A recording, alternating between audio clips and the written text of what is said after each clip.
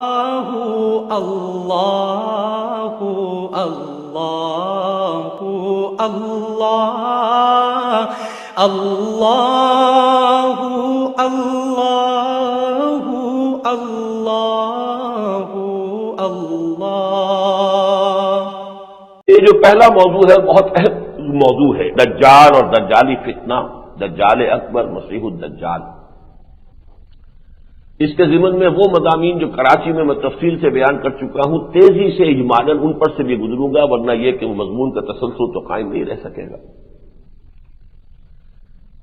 20ویں صدی عیسوی میں، بلکہ کہنا چاہیے کہ 19ویں صدی کے اواخر ہی سے وہ ہندوستان جو پہلے تھا، جسے ساؤتھ ایشیا کہتے ہیں یا بر عظیم پاک و ہند کہتے ہیں، اس میں دو فتنے بیک وقت اٹھے ہیں،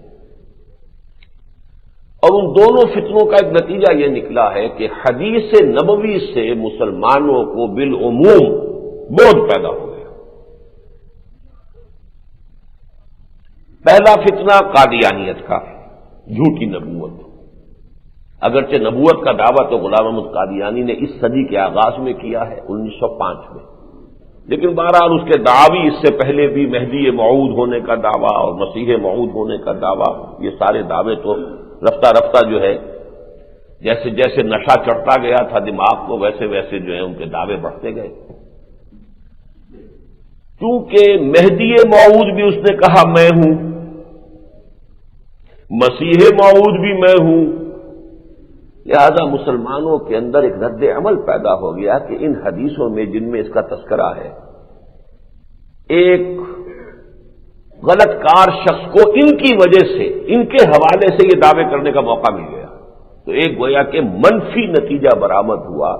ان حدیثوں کی طرف توجہ ہونی چاہیے نہیں کہ جن کے حوالے سے، جن سے سند حاصل کر کے کچھ لوگ جو ہے وہ اپنی مہدویت کے یا اپنی مسیح موعودیت کے وہ جو کاروبار جو ہے چمکاتے ہیں، تو اس سے ایک اباح، ایک منفی رد عمل پیدا ہوا ہے۔ دوسرا فتنہ تھا فتنہ انکار سنت اور استخفاف حدیث۔ اس فتنے کا بھی آغاز کرنے والے بر عظیم پاک و ہند میں سر سید احمد خان مرحوم ہیں۔ ان کی شخصیت اگرچہ اس کا سیاسی پہلو کہ وہ مسلمانان ہند کے محسن ہیں، ان کے خیر خواہ ہیں، بہی خواہ ہیں، اس اعتبار سے میں بھی ان کا قائل ہوں، لیکن انہوں نے ایک مفسر قرآن ہونے کی حیثیت اور ایک متکلم اسلام ہونے کی جو حیثیت اختیار کی، وہ نہایت گمراہ کن، فرشتوں کا انکار، جنات کا انکار، معجزات کا انکار، جس کو نیچریت پھر ہمارے ہاں علماء نے کہنا شروع کیا، اس کی جڑ جو ہے در حقیقت ڈالنے والے، داغ بیل ڈالنے والے سر سید احمد خان مرحوم سے، اللہ انہیں معاف کرے۔ پھر ایک مولوی پنجاب میں اٹھ کھڑا ہوا، عبداللہ چکڑالوی، چکڑالہ یہ کیبل پور کی طرف ایک گاؤں ہے، وہیں کے پھر مولانا علیار چکڑالوی تھے، جن کے یہ خلفاء میں سے ہیں مولانا محمد اکرم آوان صاحب اس وقت، تو چکڑالہ اس اعتبار سے وہ اہم قصبہ ہے۔ وہاں کا یہ عبداللہ چکڑالوی تھا کہ جس نے فتنہ انکار سنت بڑے زور شور کے ساتھ شروع کیا۔ چونکہ عالم دین تھا تو دلائل اس کے پاس کچھ تھے، جیسے کبھی اکبر کا دین الہی تصنیف کرنے والے ابو الفضل اور فیضی جیسے علماء تھے، اکبر بیچارے میں کہاں اتنی عقل تھی۔ چرخ میں کب یہ سلیقہ ہے ستمگاری کا، یہ ستمگاری کرنے والے تو کچھ اور ہوتے ہیں، کوئی معشوق ہے اس پردہ زنگاری میں، تو وہ معشوق جو تھے وہ ابو الفضل اور فیضی تھے، اور یہاں یہ ظاہر بات ہے کہ اس کے اندر بھی علماء نے سب سے بڑا رول پلے کیا ہے۔ بلکہ غلام احمد قادیانی کو غلام احمد بنانے والا شخص بھی ایک بہت بڑا عالم دین تھا، مولوی حکیم نور الدین۔ اسی طریقے سے پھر ایک اور یوپی میں کھڑے ہو گئے ایک بہت بڑے عالم دین، اتفاقاً دونوں اہل حدیث تھے، نور الدین بھی اہل حدیث، عبداللہ چکڑالوی بھی اہل حدیث، اسلم جیراج پوری بھی اہل حدیث۔ بہرحال اسلم جیراج پوری صاحب نے بھی اس فتنے کو جو ہے بہت ہوا دی، علامہ مشرقی کی تحریروں سے بھی اس کو تقویت حاصل ہوئی، اور اس کے بعد اس کا نقطہ عروج غلام احمد پرویز۔ ان چیزوں کے اثرات ہمارے معاشرے میں بہت پھیلے ہیں، وہ کوئی حلقہ محدود نہیں ہے۔ تعلیم یافتہ لوگوں کا بہت بڑا حصہ جو ہے وہ زیر اثر آیا ہے، جس کا نتیجہ یہ نکلا ہے کہ سنت کی اہمیت نماز روزے کی حد تک تو سب لوگ جو ہیں وہ تو جو بھی والدین سکھا دیتے ہیں نماز اس طرح پڑھنی ہے، روزے کے یہ قواعد ہیں، وہ تو چلتی ہے سنت اس میں. باقی اس سے آگے سنت کو قانون اسلامی کا مستقل سورس اور مبنا اور منبع ماننا، یہ در حقیقت ایک ایسی بات ہے کہ ہمارے جدید تعلیم یافتہ طبقے میں اس کے خلاف ایک جذبہ موجود ہے. خاص طور پر احادیث کی طرف جو ہے جس کو کہنا چاہیے بالعموم بھی توجہ کی کمی ہوئی، اور اس میں خاص طور پر یہ پیشین گوئیاں والے معاملات، یہ کیا مہدی موعود کی بات ہوتی ہے، یہ کیا یاجوج ماجوج کی بات ہوتی ہے، یہ کیا دجال کے قصے ہیں، یہ کانا دجال جو ہے یہ کوئی ایسے ہی افسانے ہیں، اس قسم کی چیزیں، ان کے بارے میں تو واقعہ یہ ہے کہ استخفاف بلکہ توہین کی حد تک، حالانکہ وہ روایات بڑی پختہ متفق علیہ روایات کے اندر ان کا تذکرہ ہے، لیکن یہ ہے کہ ان پیشین گوئیوں کے بارے میں تو بالخصوص جو ہے ایک عدم توجہی اور عدم التفاق کی کیفیت جو ہے بہت شدت کے ساتھ پیدا ہوئی. اس ضمن میں پیشین گوئیوں کے معاملے میں ایک خیال یہ بھی پیدا ہوا، کسی حد تک صحیح بھی تھا، یہ جو پیشین گوئیاں ہیں مہدی آئیں گے تو معاملات درست ہوں گے، اس کی وجہ سے مسلمانوں میں بے عملی پیدا ہوگی. اب جب مہدی آئیں گے تبھی ٹھیک ہوگا، مسیح موعود آئیں گے تبھی معاملات درست ہوں گے، تبھی اسلامی حکومت قائم ہوگی، تبھی خلافت علی منہاج نبوہ کا قیام عمل میں آئے گا. لہذا اب انتظار کرو. ایک حالت منتظرہ کی کیفیت جس میں کہ خود عمل کرنے اور جد و جہد کرنے کا مادہ پھر جو ہے کمزور پڑتا ہے، یہ میں سمجھتا ہوں کہ ایک صحیح بات تھی کہ جو لوگوں کی طرف سے آئی ہے. اور اسی کا میں اب حوالہ آپ کو دے دوں کہ انہی دو چیزوں کا توڑ کر کے ہمارے اس کانٹمپریری ورلڈ میں، اس ہم عصر تاریخ میں دو شخصیتیں زیادہ نمایاں ہوئی. ایک شخصیت، ایک تحریک. آیت اللہ خمینی نے ایران کے اہل تشیع کو آمادہ کیا کہ مسیح کے انتظار، مہدی کے انتظار میں مت بیٹھے رہو کہ امام غائب جو ہے وہ جب حاضر ہوں گے، جب ظاہر ہوں گے تبھی ہم کچھ کریں گے، بلکہ جب وہ آئیں گے وہ اپنا کام کریں گے، ہمیں اپنا فرض اب بھی تو ادا کرنا چاہیے، ان کے لیے راستہ صاف ہی کرنا چاہیے، تمہید کرنی چاہیے، جد و جہد کرنی چاہیے تاکہ آنے والے کا راستہ صاف ہو. جیسے حضرت یحییٰ کے الفاظ آتے ہیں بڑے پیارے کہ میں تو آنے والے کا راستہ صاف کر رہا ہوں. حضرت مسیح علیہ السلام کی طرف اشارہ تھا کہ میری جو یہ نبوت ہے یہ در حقیقت تمہید ہے بعثت عیسوی کی علیہ الصلوۃ والسلام. تو یہ کام بہت بڑا ہے جو آیت اللہ خمینی نے کیا ہے، ورنہ ایران کے اہل تشیع جو ہے وہ جنبش کرنے کو تیار نہیں تھے. واقعتاً وہ کہتے تھے کہ امام غائب جب حاضر ہو جائیں گے، ظاہر ہو جائیں گے، پھر کچھ کریں گے. اسی طریقے سے یہود میں بھی وہ اپنے مسیحا کے منتظر بیٹھے ہوئے تھے کہ مسیح آئے گا تو ہماری ایک عظیم مملکت قائم کرے گا، اس وقت تک ہم کچھ نہیں کریں گے. زائنسٹ موومنٹ نے جو بات اس کے برعکس پیش کی وہ یہ کہ بھائی کچھ کرو تو صحیح نا، کچھ محنت تو ہمیں بھی کرنی چاہیے. مسیحا جب آئے گا آ جائے گا، وہ اپنے حصے کا کام کرے گا، ہمیں اپنا کام کرنا چاہیے. لہذا انہوں نے 1897 میں ایلڈرز آف دی زائن نے جمع ہو کر ایک نقشہ بنایا، اور اس نقشے کے نتیجے میں پے بپے اتنی عظیم کامیابیاں حاصل ہوئیں. 1917 میں بالفور ڈکلریشن ہو گیا، یہودیوں کو حق دے دیا گیا بین الاقوامی سطح پر کہ وہ فلسطین میں آباد ہو سکتے ہیں، جا کر مسلمانوں سے جائیدادیں خرید سکتے ہیں، زمینیں خرید سکتے ہیں، مکان خرید سکتے ہیں. اور اس کے نتیجے میں پھر یہ ہوا کہ 1948 میں 14 مئی 1948 کو اسرائیل ایک ریاست کی حیثیت سے قائم ہو گیا. 1967 میں انہوں نے 6 روزہ جنگ کے اندر ایک عظیم شکست دی، شام کو بھی، مصر کو بھی، اردن کو بھی، اور یہ کہ اپنی سرحدیں بہت بڑھا لی. تو یہ ان کا ایک سارا معاملہ زائنسٹ کا ہے. انہوں نے بھی یہ کہا کہ منتظر مت بیٹھے رہو. میں اسی کی ایک مثال قرآن سے دینا چاہتا ہوں کہ جو لوگ یہ سمجھتے ہیں کہ ان پیشین گوئیوں کا یہ نتیجہ نکلتا ہے، یہ نتیجہ نکلنے کا امکان تو ہے، لیکن ایک مسلمان کے لیے یہ نتیجہ نہیں نکلنا چاہیے. اور پیشین گوئی اگر ایسی ہی کوئی ہلکی شے ہوتی تو میں مثال دے رہا ہوں، قرآن مجید میں سورہ روم کی پہلی 3 آیات کے اندر پیشین گوئی آئی. الف لام میم غلبت الروم فی ارض الارض وهم من بعد غلبهم سيغلبون فی بضع سنین للہ الامر من قبل ومن بعد. وَيَوْمَئِذٍ يَفْرَحُ الْمُؤْمِنُونَ صدق اللہ العظیم۔ اب اس کا ایک تاریخی پس منظر ہے۔ بہت عرصے سے دو سپر پاور دنیا کی تھیں، ایران اور روم، سلطنت کسریٰ، سلطنت روما، سلطنت قیصر۔ تاریخ جھولا جھول رہی تھی، کبھی رومی آگے بڑھتے تھے، ایرانیوں کو پیچھے دھکیل دیتے تھے، کبھی ایرانی آگے بڑھتے تھے، شام اور ایشیائے کوچک پر قبضہ کر کے، اور رومیوں کو یورپ میں دھکیل دیتے تھے۔ یہ ہوتا رہا۔ اتفاق یہ ہوا ہے کہ ادھر حضور صلی اللہ علیہ وسلم پر وحی کا آغاز ہوا 610 عیسوی میں، ادھر یہ کہ کسریٰ نے شکست پر شکست دینی شروع کی رومیوں کو، یہاں تک کہ 614 میں حضور کی بعثت کے تقریباً 5ویں برس ایک بڑی زبردست شکست دی ایرانیوں نے، مجوسیوں نے رومیوں کو۔ بیت المقدس پر قبضہ کر لیا، ان کا جو سب سے بڑا کنیسہ تھا اس کو ختم کیا، برباد کیا، جو ان کے پاس ان کے خیال میں رکھی ہوئی تھی وہ اصل صلیب جس پر حضرت مسیح ان کے عقیدے کے مطابق مصلوب ہوئے تھے وہ لے گئے وہاں سے، ان کی مقدس ترین شے تھی۔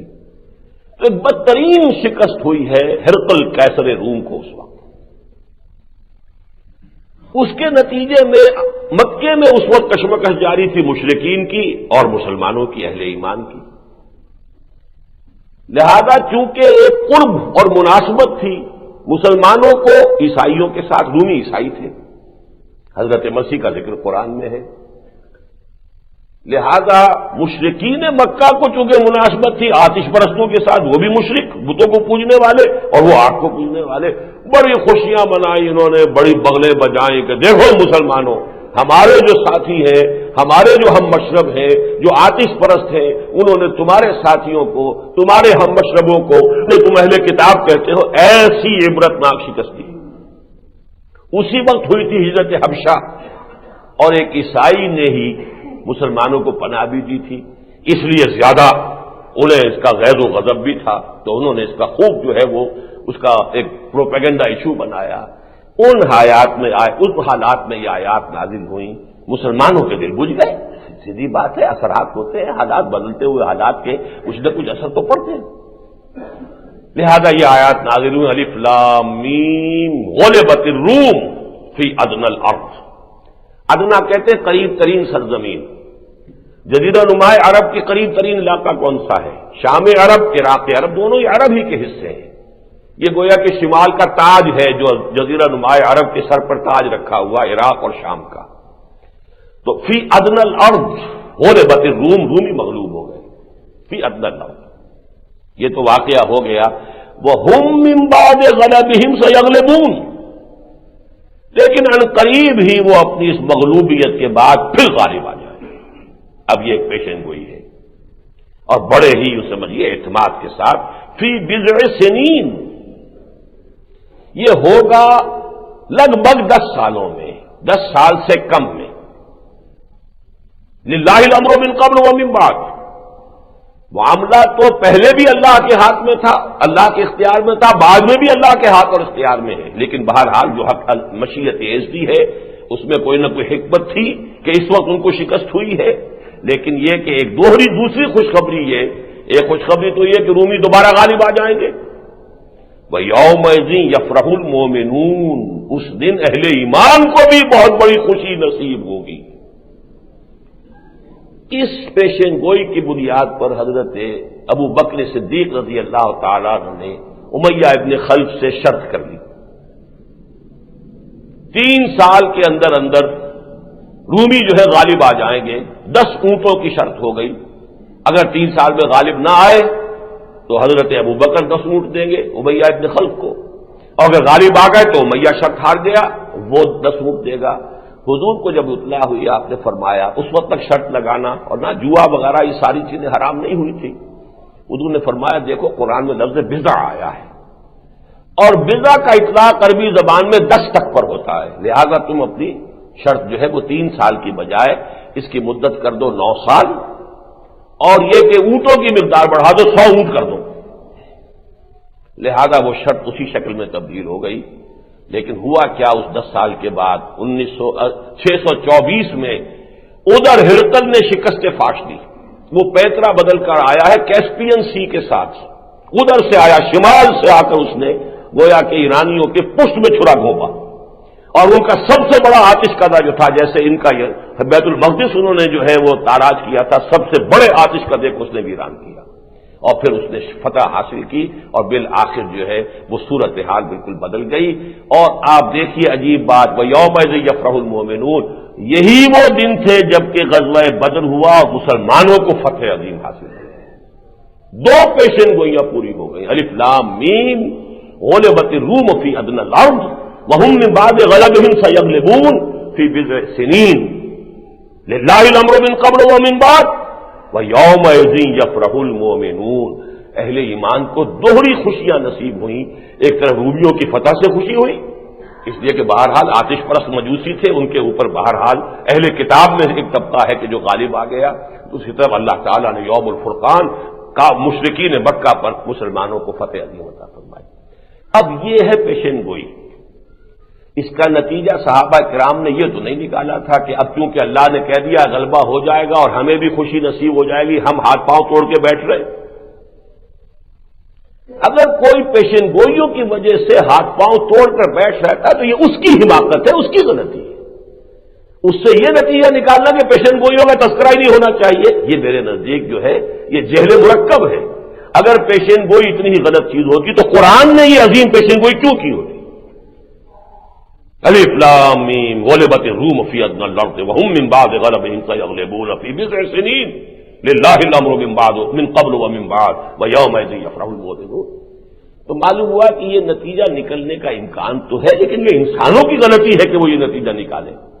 اصل تو یہ کہ جو حالات پیش آنے والے ہیں ان کی خبریں انبیاء دیتے رہے، اس حوالے سے وہ پیشن گوئیاں ہیں، ان پر انسان غور کرے، ان کو سمجھے۔ اس کے حوالے سے وہ سرما ہے میری آنکھ کا خاک مدینہ و نجف، ہم اپنی ان آنکھوں کے لیے قرآن مجید سے، حدیث سے، انبیاء کی پیشن گوئیوں سے، انبیاء سابقین کی پیشن گوئیوں سے، محمد الرسول اللہ کی پیشن گوئیوں سے صلی اللہ علیہ وسلم علیہ الصلوۃ والسلام آنے والے حالات کے بارے میں ایک رائے قائم کریں گے، دور دور تک دیکھیں گے، لیکن یہ نہیں ہے کہ اپنے ہاتھ پاؤں توڑ کر بیٹھ رہے، جد و جہد جو ہے وہ کرنا بند کر دیں۔ ہمیں تو آج جو ہم کر سکتے ہیں وہ کرنا ہے، ہر حال میں کرنا ہے۔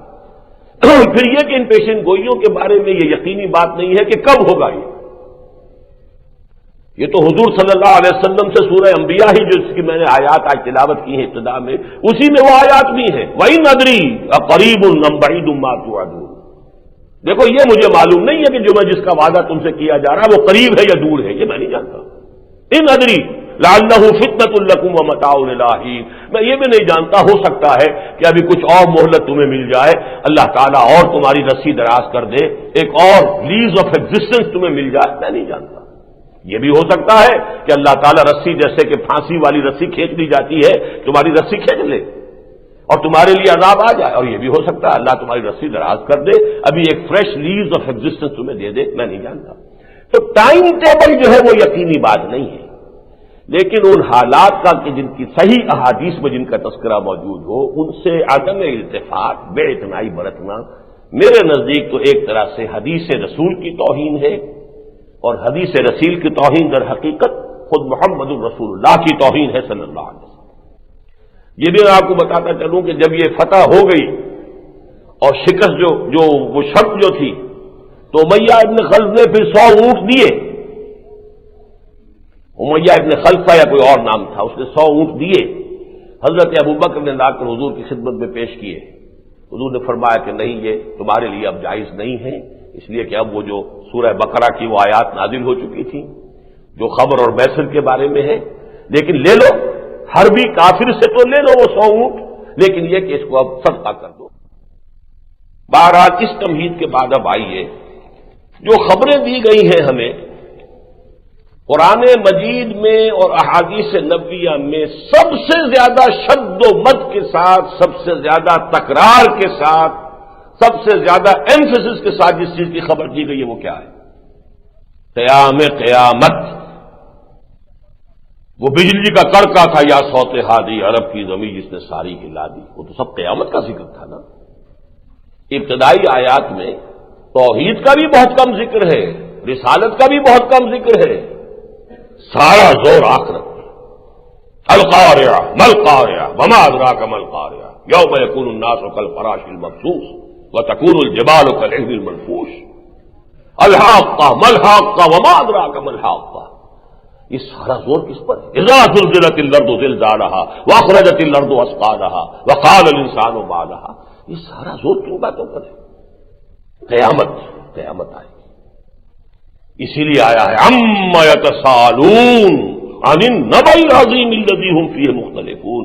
یہاں ذرا ایک پوائنٹ جو ہے بہت اہم تھا جو رہ گیا ہے تمہید میں. دیکھیے انبیاء کا معاملہ کیا ہے. انبیاء نے پیشنگوئیاں کی ہیں، اور خاص طور پر نوٹ کیجئے کہ نبی کا لفظ نکلا کہاں سے ہے. زیادہ رائے یہ ہے نبا. نبا کے معنی خبر. نبی تو کہتے ہی اس کو جو غیب کی خبر دینے والا ہے. سیدھی سی بات ہے. نباؤن عظیم عما یتساءلون عن النبأ العظیم الذی هم فیہ مختلفون. نبی نبا خبر دینے والا. ایک رائے یہ بھی ہے لیکن بہت ہی ضعیف ہے کہ نبون سے ہے. نبون نبوتن کہتے ہیں بلندی کو. تو گویا کہ نبی اس اعلیٰ مقام پر ہوتا ہے، بلند مقام پر ہوتا ہے. اور اس میں بڑی گہری مماثلت ہے کہ حضور نے جب پہلا اپنا پبلک جلسہ کیا ہے، یوں سمجھیے پہلا خطاب عام، تو آپ اونچی جگہ پر کھڑے ہوئے کوئی صفحہ پر، اور آپ نے کہا کہ لوگوں اگر میں تمہیں بتاؤں کہ اس پہاڑ کے پیچھے دشمن ہے تم پر حملہ کیا چاہتا تو مانو گے؟ ہاں ضرور مانیں گے. اس لیے بھی مانیں گے کہ آپ کا صادق الامین ہے، آپ نے کبھی جھوٹ بولا ہی نہیں، اور اس لیے بھی مانیں گے کہ آپ اوپر کھڑے ہیں پہاڑ کے دونوں طرف دیکھ رہے ہیں. ہم تو ادھر ہیں، ہمیں پہاڑ کے پیچھے کیا نظر نہیں آ رہا. بعین ہی سمجھیے کہ نبی اس مقام پر ہے کہ دنیا اور آخرت دونوں کو بیک وقت دیکھ رہا ہے. ہماری نگاہ دنیا کے سامنے، یہی تو فرق ہے. تو نبی تو خبر دینے والا ہے. غیب وہ بھی تھا کہ جو اس وقت جو عام لوگوں کی نگاہوں سے پوشیدہ تھا، اور غیب وہ بھی ہے کہ جو آئندہ آنے والے حالات ہیں وہ بھی تو غیب ہی ہے نا. مستقبل کو تو غیب کے پردے میں ہوتا ہے. کیا حالات آنے والے وہ بھی غیب ہے. اس وقت بھی ملائکہ بھی موجود تھے لیکن عالم غیب میں تھے. جنات بھی تھے، وہ بھی ہمیں نظر نہیں آتے تھے. اللہ تعالیٰ جو اصل ہستی ہے جس پر سارے ایمان اور یقین کا دار و مدار ہے، ایمان کا اور اسلام کا، وہ بھی غیب میں ہے یا ہم غیب میں ہے. بہرحال ایک پردہ غیب جو ہے وہ ہمارے اور اس کے درمیان تو ہے نا. تو نبی تو در حقیقت اس کے لفظ کا اشتقاق ہی جو ہے نبا سے ہو یا نبون سے ہو، ان دونوں کا مفہوم ہی یہ ہے کہ در حقیقت وہ خبریں دینے والے. اب اس کے بعد آئیے تمہیداً کہ سب سے بڑی خبر جو دی ہے وہ تو ہے عما یتساءلون عن النبأ العظیم. اگرچہ اب تو سائنس یہاں پہنچ چکی ہے کہ دنیا یہ کائنات ختم ہو جائے گی. کچھ عرصے تک پہلے تک جب تک کہ نیوٹونین ایرا چل رہا تھا فزکس میں، خیال یہ تھا کہ یہ ایور لاسٹنگ ہے، اس کو کبھی ختم نہیں ہونا. Matter is indestructible. Matter destroy ہو ہی نہیں سکتا، ختم کیا ہی نہیں جا سکتا، تو کیسے ختم ہو جائے گی؟ یہ میٹر ہی ہے نا. آج وہ معاملہ ختم ہو چکا. Newtonian era of physics finished. اب جو ہے آئنسٹائن کا ایرا ہے. Matter can be converted into energy, energy can be converted into matter. اب یہ جو ایک ڈوئلزم تھا کہ میٹر اور شے ہے، انرجی اور شے، ختم. سنویت ختم، توحید ہو گئی ہے، ایک ہی شے ہے. اور آج جو theories of the creation of universe ہے کہ ایک اسپائرل کے مانند جو ہے یہ پھیلتی جا رہی ہے کائنات. ایک رائے یہ ہے کہ اس کے بعد یہ الٹے رخ پر چلے گی، اور جیسے ایک نقطے سے شروع ہوئی تھی پھر ہو کر ایک نقطے پر ختم ہو جائے. لیکن یہ آج کی سائنس کے اعلیٰ ترین سرکل میں تو یہ بات ہے، بہت سے ہمارے لوگ اب بھی اصل میں وہی نیوٹونین ایرا جو ہے اسی کے فضا میں سانس لے رہے ہیں. لہذا عام طور پر خیال یہ ہے کہ بھائی کیا ہے قیامت کی خبر، قیامت قیامت قیامت قیامت. دنیا چلتی رہے گی، سنتے آ رہے ہیں، لیکن جان لیجئے کہ سب سے حتمی، سب سے یقینی، جتنی ایک انسان کے لیے سب سے یقینی شے ایک ہے وہ موت ہے. موت آ کر رہے گی. اسی طریقے سے اس کائنات کی سب سے عظیم، سب سے قطعی شدوی حقیقت قیامت ہے. لیکن ذرا نوٹ کر لیجئے، اس قیامت کا جو لفظ ہم استعمال کرتے ہیں اس میں بھی یہ غلط العام ہے. جسے قیامت ہم کہہ دیتے ہیں وہ اصل میں 3 ادوار کا نام ہے. 3 مرتبہ سور میں پھونکا جائے گا. نفخہ اولا، نفخہ فزع، پوری کائنات میں ہلچل مچ جائے گی.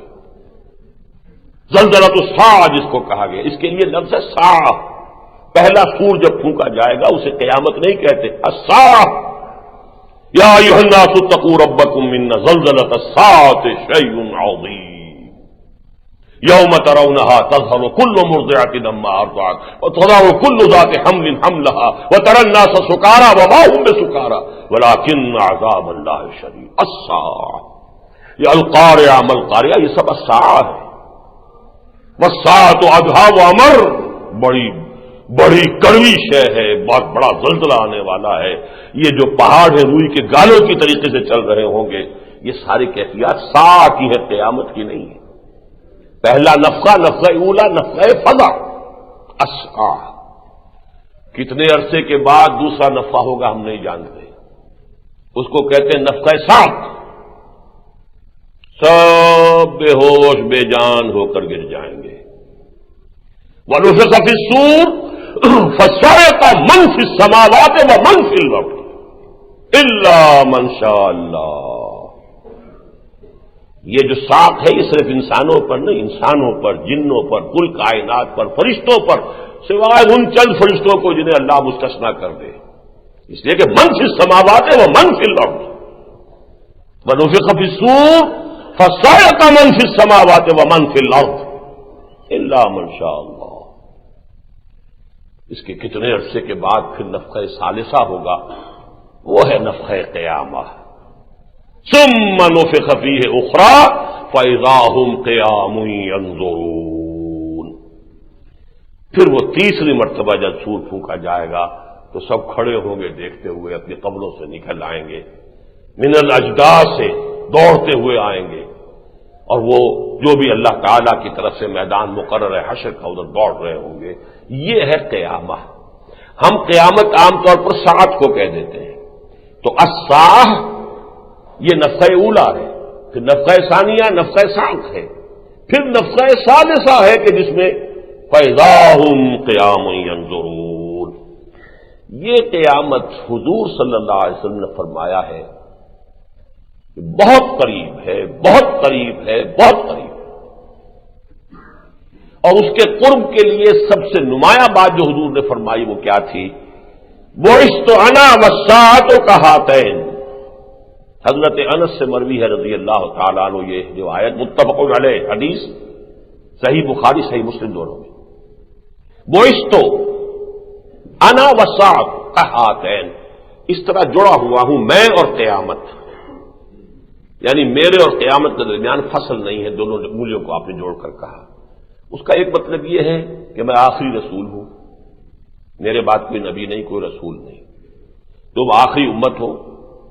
انا آخر المرسلین وانتم آخر الامم، یہ بھی اس کا مفہوم ہے. لیکن ایک وہ جو زمانے کے اعتبار سے قرب ہے، اس لیے کہ اللہ تعالیٰ کا تو ایک دن جو ہے 1000 برس کا ہے. وَإِنَّ يَوْمًا عِندَ رَبِّكَ كَأَلْفِ سَنَةٍ مِّمَّا تَعُدُّونَ. 1.5 دن کی بات ہوئی ہے، حضور صلی اللہ علیہ وسلم کی بات 1.5 دن کی بات ہے.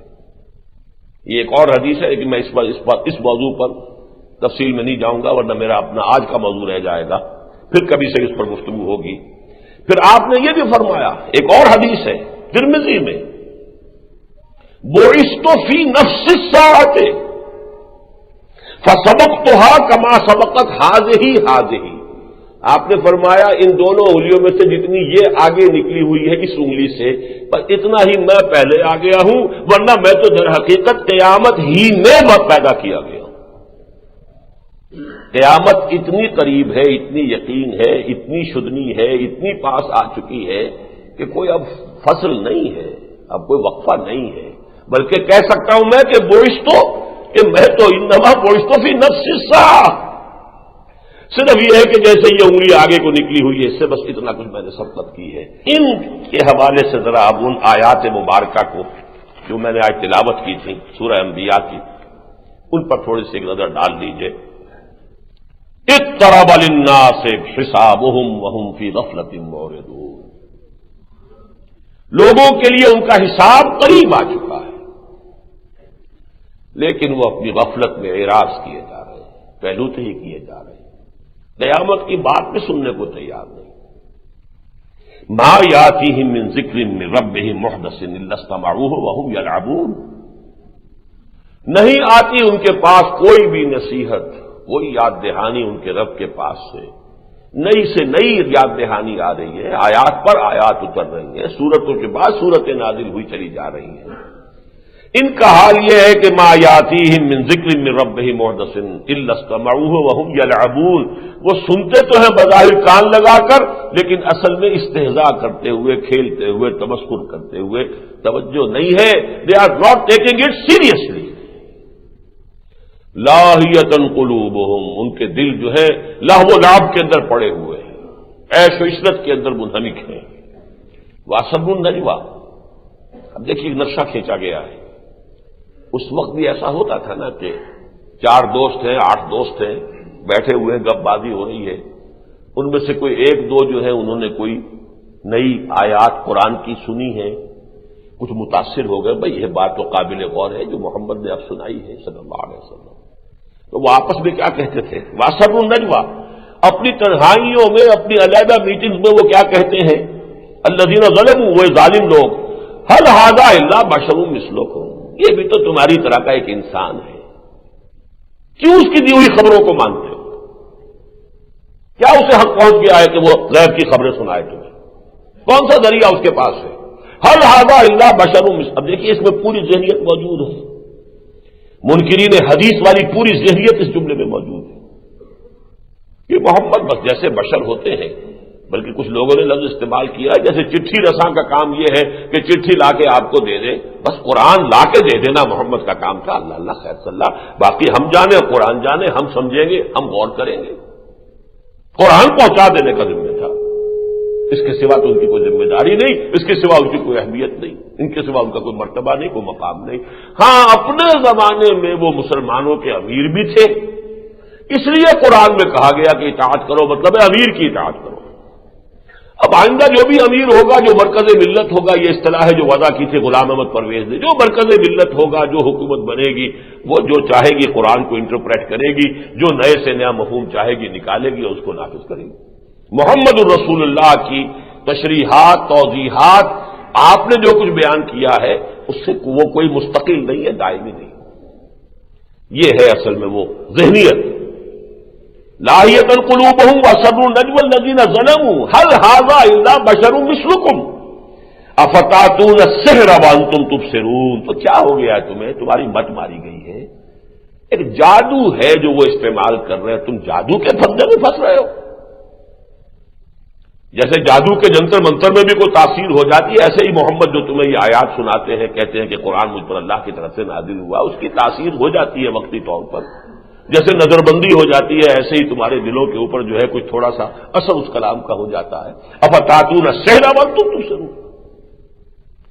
اگر نوٹ کیجیے سورہ مبارکہ کی ایک عجیب شان ہے، آخری رکوع میں پھر یہی لفظ آتا ہے اقترب، جو پہلی شروع کیا اقترب للناس حسابہم، اور اس کی شرح میں کر چکا کہ حضور فرما رہے ہیں کہ بعثت انا والساعۃ ہاتین، انما بعثت فی نفس الساعۃ، میں تو خود قیامت ہی میں گویا کہ بھیجا گیا ہوں، اتنا قریب ہے وہ قیامت کا معاملہ۔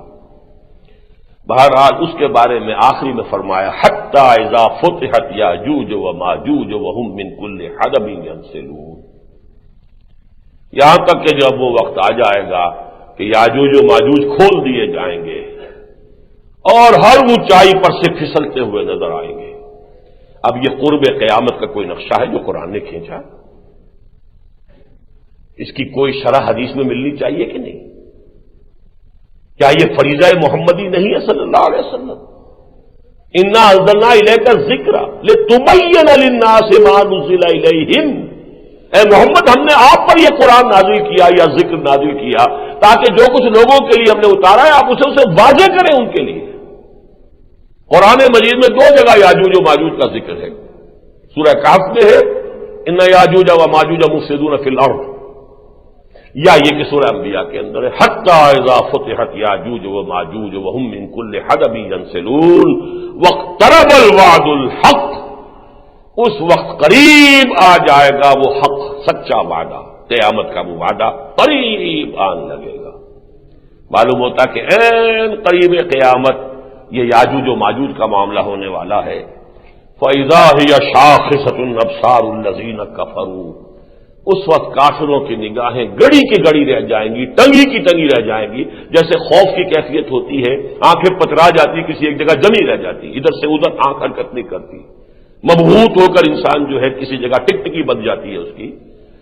فَإِذَا هِيَ شَاخِصَةٌ أَبْصَارُ الَّذِينَ كَفَرُوا، اس وقت وہ کہیں گے، آج مذاق اڑا رہے ہیں، استہزاء کر رہے ہیں، حدیثوں کا استخفاف کر رہے ہیں، ان کا مذاق اڑا ہے، کہاں یہ مہدی کیا یہ دجال وجال کے قصے چھوڑو، دفع کرو، ان باتوں کی کوئی اہمیت نہیں ہے، ان کی طرف توجہ کرنا۔ اور میں آپ سے عرض کر دوں، برا نہ مانے، جدید پڑھے لکھے لوگوں کے علاوہ میں نے تو خود بہت سے علماء کے ساتھ گفتگو کی ہے کہ جو اس انداز میں بات کرتا، یہ زہر کہاں تک سرایت کر چکا ہے اس کا مجھے اندازہ ہوا ہے بعض علماء کی گفتگو۔ ان چیزوں کو لا یعبا بہ، کوئی ان کی طرف کوئی توجہ نہیں۔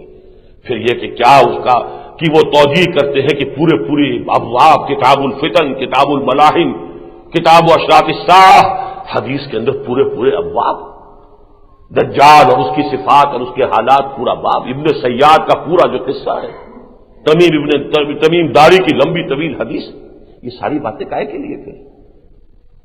کیا حضور صلی اللہ علیہ وسلم معاذ اللہ ثم معاذ اللہ بیکار کی باتیں کرتے تھے؟ کیا حضور کے پاس وہ وقت بہت ہی فاضل تھا بیکار کی باتوں میں ضائع کرنے کے لیے؟ معاذ اللہ ثم معاذ اللہ۔ محدثین پر آپ کا کیا اعتماد ہوا؟ انہوں نے کہا ہے کوئی یہ چیزیں جو ہے ایسے ہی اگر ٹھیکرے تھے اور کنکرے تھے تو کیوں انہوں نے جمع کر کے حدیث کی کتابوں میں جمع کر دی؟ بہرحال وہ تو میں عرض کر چکا ہوں کہ یہ 20ویں صدی کے ہمارے فتنوں میں سے ایک فتنہ ہے۔ اب آپ سمجھیے کہ قیامت کا تو ذکر جو ہے قرآن مجید کی، سمجھیے کہ اہم ترین خبروں میں سے ہے، اس سے قبل کیا ہونا ہے یہ ذرا درجے وار پہلے سمجھ لیجیے۔ تمہیداً میں یہ عرض کر دوں کہ میں کئی اجتماعات میں، جلسوں میں وہ حدیثیں بیان کر چکا ہوں کہ جن میں حضور کے دور سے آگے مستقبل کی طرف ادوار بیان کیے گئے۔ حضرت نعمان بن بشیر رضی اللہ تعالیٰ عنہ کی حدیث، پہلا دور نبوت، دوسرا دور خلافت علی منہاج النبوہ یعنی خلافت راشدہ، تیسرا دور مسلمانوں کی ملوکیت ملکن عاضن، چوتھا دور غیروں کی غلامی ملکن جبرین، پانچواں دور پھر خلافت راشدہ علی منہاج النبوہ۔ یہ اس حدیث میں بتائیں کہ نہیں بتائیں؟ اور یہ کتنی مرتبہ یہاں بھی بیان ہو چکی ہیں حدیثیں۔ آج میں ذرا ریورس آرڈر میں چل رہا ہوں۔ اس سا کے بعد میں نے 3 ادوار گنا دیے، سا، نفخہ اولا، نفخہ ثانیہ، نفخہ ثالثہ، قیامہ۔ لیکن اس سے پہلے کیا ہے؟ بہت سے لوگوں کے ذہن میں شاید یہ بات نہ ہو اور بہت چونک اٹھیں، قیامت سے پہلے ایک دور اس دنیا پر ایسا آئے گا اسلام اور ایمان کا بالکل خاتمہ ہو جائے گا، کفر اور شرک ہی شرک سے پوری دنیا بن جائے۔ حالانکہ آج تک جو وہ ہم نے بیان کیا اس سے شاید آپ کو یہ مبالغہ ہو گیا ہو کہ آخری دور تو خلافت علی منہاج النبوہ کا ہے، پوری دنیا کے اوپر اللہ کے دین کا غلبہ ہوگا، لیکن اس کے بعد پھر کچھ ہونے والا ہے، اس کو ان حدیثوں سے سمجھیے۔ ایک حدیث مسلم شریف کی حضرت انس ابن مالک سے، حضور نے فرمایا لا تقوم الساعة حتى لا يقال في الارض اللہ اللہ، اور ایک روایت انہی سے لا تقوم الساعة على احد يقول اللہ اللہ، اس دنیا میں جب تک ایک انسان بھی اللہ کا نام لیوا، اللہ اللہ کہنے والا ہے، قیامت نہیں آ سکتی۔ دوسری حدیث مسلم کی روایت ہی ہے حضرت عبداللہ ابن مسعود سے، لا تقوم الساعة الا على شرار الخلق، ساعہ کھڑی نہیں ہوگی۔ اب دیکھیے ان دونوں حدیثوں میں ساعہ کا لفظ آیا، قیامت کا نہیں آیا ہے، اس کی وضاحت میں کر چکا ہوں۔ نفخہ اولا کے بعد ساعت ہے، نفخہ ثانیہ کے بعد پھر وہ بے ہوشی ہے اور نفخہ ثالثہ کے بعد قیامت ہے، فَإِذَا هُمْ قِيَامٌ يَنظُرُونَ۔ لیکن اس سے پہلے ایک دور آئے گا کہ پوری دنیا میں ایمان، اسلام کا، نیکی کا، خیر کا، بھلائی کا کوئی ذرہ نہیں رہے گا، کفر اور شرک ہو۔ اس سے پہلے دور آئے گا جبکہ پوری دنیا پر اللہ کا دین غالب ہو جائے گا۔ ان حدیثوں میں آج نہیں جا رہا، اس لیے کہ وہ نعمان ابن بشیر کی حدیث بارہا سنا چکا ہوں، حضرت ثوبان کی روایت بارہا بیان کر چکا ہوں۔ ان احادیث پر مشتمل ہم نے کتاب سے تقسیم کیے ہیں، پھیلائے ہیں، عام کیے ہیں، کیلنڈر بنائے، سب کچھ کیا۔ حضرت ثوبان کی روایت مسلم شریف کی کہ حضور نے فرمایا کہ اللہ تعالیٰ نے مجھے پوری زمین دکھا دی، سکیڑ کر، لپیٹ کر، یہاں تک کہ میں نے سارے مشرق بھی دیکھ لیے، سارے مغرب بھی دیکھ لیے، اور میری امت کی حکومت ان تمام علاقوں پر قائم ہو کر رہے گی کہ جو مجھے دکھا دیے گئے۔ حضرت مقداد بن الاسود کی روایت کہ اس روئے ارضی پر ایک گھر بھی نہیں بچے گا اور ایک خیمہ بھی باقی نہیں رہے گا جس میں اللہ کا دین داخل نہ ہو جائے۔ یہ روایتیں ہیں نا، تو اس سے پہلے یہ دور آئے گا۔ ان تین روایتوں کا میں نے صرف حوالہ دیا، تذکرہ نہیں کر رہا۔ اب ان دونوں کو جوڑنے والی روایت سن لیجئے۔ یہ ام المومنین حضرت عائشہ صدیقہ رضی اللہ تعالی عنہا سے، حضرت عائشہ سے فرماتی ہے کہ حضور صلی اللہ علیہ وسلم نے ارشاد فرمایا لا يذهب الليل والنهار حتى يعبد اللات والعزى۔ یہ دن اور رات کا نظام ختم نہیں ہوگا، یعنی یہ وہی کائنات ساتھ جب درہم برہم ہو جائے گا، جب سورج مغرب سے نکلے گا اور چاند جو ہے سورج میں جا کر دھس جائے گا، تو یہ تو ایک جو ہے پورا نظام جو ہے وہ گویا کہ اس کے اندر جو ہے خلل واقع ہو جائے گا۔ حضور نے فرمایا لا يذهب الليل والنهار، یہ دن اور رات کا نظام ختم نہیں ہوگا حتی یعبد اللات والعزى، یہاں تک کہ لات اور عزیٰ کی پرستش کی جانے لگے۔ ام المومنین فرماتی ہیں میں نے حیران ہو کر فقلت، تو میں نے ایک سوال کیا، میں نے عرض کیا یا رسول اللہ كنت لأظن حين أنزل الله هو الذي أرسل رسوله بالهدى ودين الحق ليظهره على الدين كله أن ذلك تاما۔ اے اللہ کے رسول، جب یہ آیت اتری تھی هو الذي أرسل رسوله بالهدى ودين الحق ليظهره على الدين كله، تو میں نے تو یہ سمجھا تھا کہ جب یہ صورت ہو جائے گی تو پھر ہمیشہ رہے گی، کبھی ختم نہیں ہوگی، تا قیامت یہی شکل رہے گی، دین کا غلبہ ہی رہے گا، نظام خلافت ہی جو ہے وہی ذوفشاں رہے گا پورے ارضی پر۔ ان ذالک تاما، میں نے تو یہ سمجھا تھا۔ حضور نے فرمایا نہیں، قال انہ سیکون من ذالک ما شاء اللہ، یہ تو ہوگا، اللہ کے دین کا غلبہ بھی ہوگا، خلافت علی منہاج النبوہ پورے روح ارضی پر قائم ہوگی۔ انہ سیکون من ذالک ما شاء اللہ ثم یبعث اللہ ریحا طیبۃ، پھر اللہ تعالیٰ ایک بڑی خوشگوار ہوا چلائے گا، غور سے سنیے، فتوفى كل من كان في قلبه مثقال حبۃ من خردل من الایمان، تو جس شخص کے دل میں رائی کے دانے کے برابر بھی ایمان ہوگا اس کے اوپر موت کی نیند طاری ہو جائے گی۔ وہ ایک خاص اللہ کی ایک رحمت ہے کہ اہل ایمان کو ساعت کے شدائد سے بچا لیا جائے گا۔ ان زلزلۃ الساعۃ شیء عظیم، اہل ایمان کو وہ سختیاں اللہ نہیں دکھائے گا، بلکہ اس سے پہلے ایک ایسی ہوا چلائے گا، بلکہ بعض حدیث میں آتا ہے کہ کوئی شخص، کوئی صاحب ایمان اگر کسی کھو میں جا کر چھپ گیا، وہاں پر بھی یہ جو ہے یہ ہوا جو ہے پہنچ جائے گی۔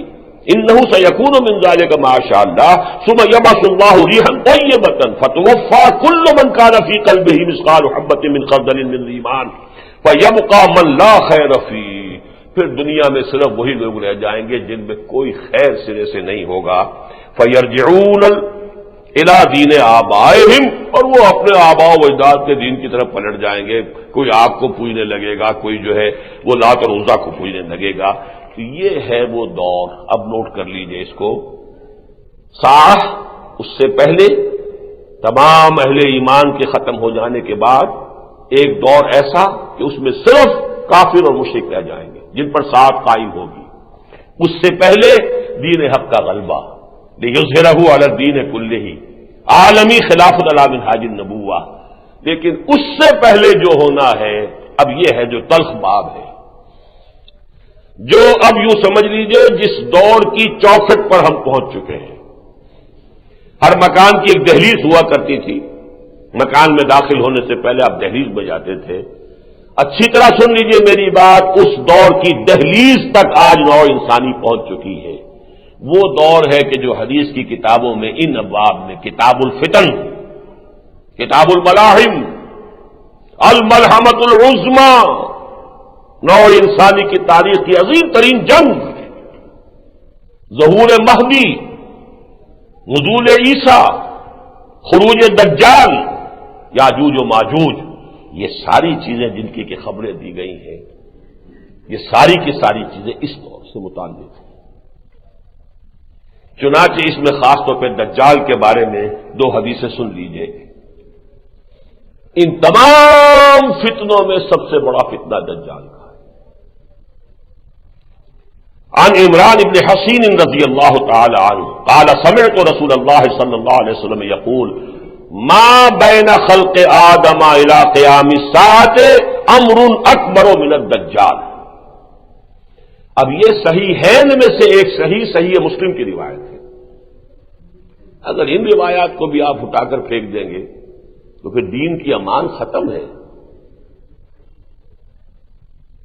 پھر تو وہی ہوگا جو منکرین حدیث کہتے ہیں۔ پھر اپنے قرآن کو پڑھیے اور جو سمجھ میں آئے اس پر عمل کر لیجیے، نکال دیجیے بیچ میں سے محمد رسول اللہ صلی اللہ علیہ وسلم کی تشریحات اور توضیحات اور آپ کے احکام۔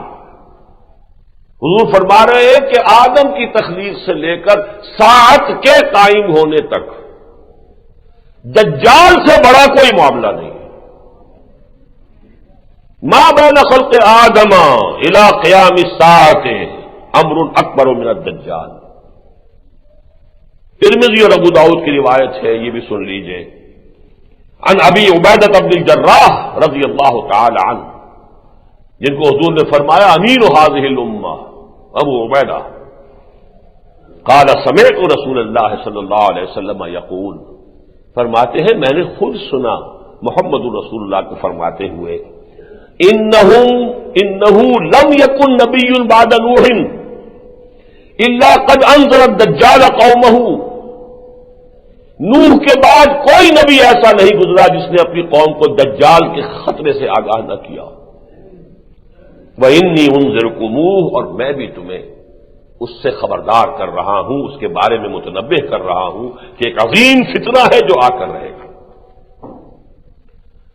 اب آئیے اچھی طرح سمجھیے دجال کا لفظ بنا کہاں سے ہے؟ دجل، اور یہ لفظ بھی بہت سے دوسرے عربی کے الفاظ کی طرح اردو میں مستعمل ہے۔ کتابی اردو جسے آپ کہتے ہیں، لٹریری اردو، اس میں تو ہے دجل و فریب، ملمہ، کسی شے کی حقیقت کے اوپر کوئی ہی اور شے کو لگا دیا جائے، پردہ پڑ جائے، اصل حقیقت چھپ جائے، ملمہ ہو گیا۔ تانبے پر پیتل پر سونے کا ملمہ کر دیا آپ نے، دیکھنے والے کو سونا نظر آ رہا ہے، حقیقت میں تانبا یا پیتل ہے۔ دجل و فریب، دھوکہ، فریب، یہ دجل ہے۔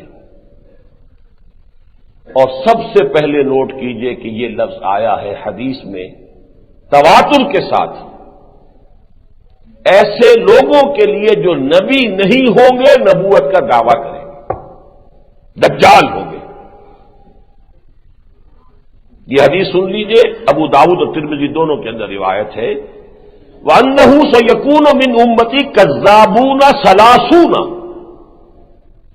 میری امت میں سے 30 اٹھیں گے جھوٹے، دجالون، کلہم یزعم انہ نبی اللہ، اور ان میں سے ہر ایک کا یہ گمان ہوگا، دعویٰ ہوگا کہ وہ اللہ کا نبی ہے، وانا خاتم النبیین لا نبی بعدی، جبکہ میں آخری نبی ہوں، میرے بعد کوئی نبی نہیں۔ ولا تزال طائفۃ من امتی علی الحق ظاہرین لا یضرهم من خالفهم حتی یاتی امر اللہ۔ اس میں ایک خوشخبری یہ بھی دی گئی کہ ایک طرف تو یہ بھی ہوگا دجال اٹھتے رہیں گے، 30 ہوں گے جو دعوی نبوت کریں گے، جھوٹے ہوں گے، کذاب ہوں گے، لیکن یہ کہ اللہ تعالیٰ میری امت میں یہ خوشخبری کا پہلو ہے، ایک گروہ کو ضرور حق پر قائم رہے گا، وہ حق ہی پر قائم رہیں گے یہاں تک کہ اللہ کا فیصلہ آ جائے۔ اب نوٹ کیجئے دجالی فتنہ کیا ہے؟ اس کی اصل حقیقت کیا ہے. ابھی ہم نے دجال کے لفظ کو اور دجال جھوٹے نبیوں کے نبوت کے دعوے داروں کے لیے دجال حدیث میں لفظ آیا. ہماری اس صدی میں اصل میں شاید بہت سے لوگوں کو یہ خیال ہے یہ 30 کی تعداد کیسے پوری ہوگی. 6-7 تو پیدا ہو گئے تھے بالکل ابتدائی دور میں، مسیلمہ کذاب اور اسود عنسی وغیرہ وغیرہ، پورے تو نام مجھے بھی یاد نہیں، لعنت اللہ علیہ مجمعین. وہاں سے اب چلتے جائیے محمد علی باب اور بہاء اللہ اور نہ معلوم کچھ لوگ تو وہ ہیں کہ جو معروف ہیں. بہت سے لوگ ایسے جن کا کہ پتہ نہیں چلتا. میں آپ کو اس صدی سے مثال دیتا ہوں کہ ایک شخص تو بہت معروف ہے، غلام احمد، جھوٹی نبوت کا دعوے دار، دجال، غلام احمد قادیانی. ایک کا شاید آپ نے نام بھی نہ سنا ہو، یا شاید بہت سے لوگ ابھی تک اس کے بارے میں حسن ظن میں مبتلا ہو. رشاد خلیفہ جو ویسے تو مصر کا رہنے والا تھا، لیکن یہ کہ وہ آباد تھا اب امریکہ میں. 19 کے عدد کے حوالے سے اس نے ایک زمانے میں بڑا تہلکہ مچا دیا. کمپیوٹر نے قرآن کی حقانیت کا ثبوت دے دیا. 19 کا عدد جو ہے وہ قرآن مجید کی کنجی ہے.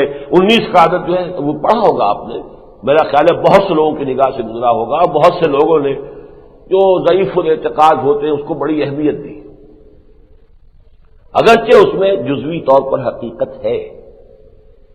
یہ اچھی طرح جان لیجیے، میں نے بارہا بیان کیا ہے، کوئی کفر ایسا نہیں ہے، کوئی شر ایسا نہیں ہے کہ جس میں کوئی نہ کوئی پہلو خیر کا، کوئی نہ کوئی صحت کا پہلو نہ ہو. کوئی نظریہ ایسا نہیں ہو سکتا، اس لیے کہ باطل محض کا تو وجود ہی کوئی نہیں. لہذا کچھ نہ کچھ تو حقیقت ہوتی ہے. کچھ نہ کچھ حقیقت تو مارکس کے فلسفے میں بھی ہے، کچھ نہ کچھ حقیقت جو ہے ڈارون کے فلسفے میں بھی ہے، کچھ نہ کچھ حقیقت جو ہے وہ فرائڈ کے فلسفے میں بھی ہے. لیکن اصل مسئلہ ہوتا ہے جب اسے کل بنا لیں. اس شخص نے 19 کے عدد کے حوالے سے، چونکہ یہ بہائی تھا، بعد میں معلوم ہوا لوگوں کو کہ بہائی تھا، لیکن بہائی اور ان کے ہاں 19 کا عدد جو ہے بڑا متبرک ہے. اس نے 19 کے حوالے سے بات شروع کی.